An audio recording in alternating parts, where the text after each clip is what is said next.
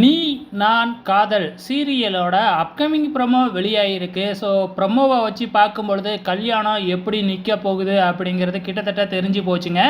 இப்போ நம்ம விக்னேஷுக்கும் அபிக்கும் எப்படியாச்சும் கல்யாணம் நடக்கணும், அப்போனா தான் நம்ம அக்காவோட வாழ்க்கை தப்பிக்கும் அப்படின்னு சொல்லிட்டு நம்ம ராகவ் வந்து பார்த்திங்கன்னா கண்கொத்தி பாம்பு மாதிரி வந்து பார்த்திங்கன்னா கண்காட்சிக்கிட்டே இருக்கிறாப்புல. இங்கே வந்து முரளியால் அபி பக்கத்தில் கூட நெருங்கவே முடியல.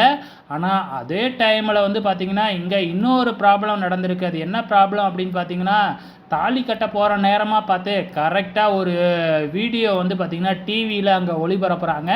அந்த வீடியோவில் என்ன இருக்குது அப்படின்னு பார்த்தீங்கன்னா, அபியும் ராகவும் வந்து பார்த்திங்கன்னா ஆரம்பத்தில் வந்து அந்த ஃபேஷன் ஷோவில் வந்து பார்த்திங்கன்னா ஒன்றா இருந்தாங்க இல்லையா.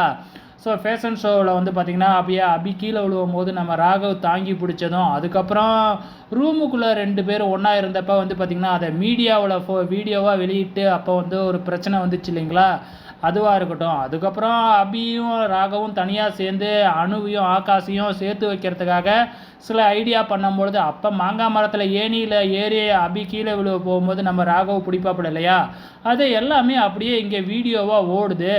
ஸோ இதை வந்து பார்த்திங்கன்னா நம்ம மாப்பிள்ளை விக்னேஷோட அக்கா தான் பாருங்கள் அந்த வீடியோவை அப்படின்னு பார்த்து சொல்கிறாங்க. ஆக மொத்தத்தில் இதெல்லாம் பார்த்துட்டு இந்த கல்யாணம் நிற்க போகுது அப்படிங்கிறது கிட்டத்தட்ட உறுதியாக இருக்குது.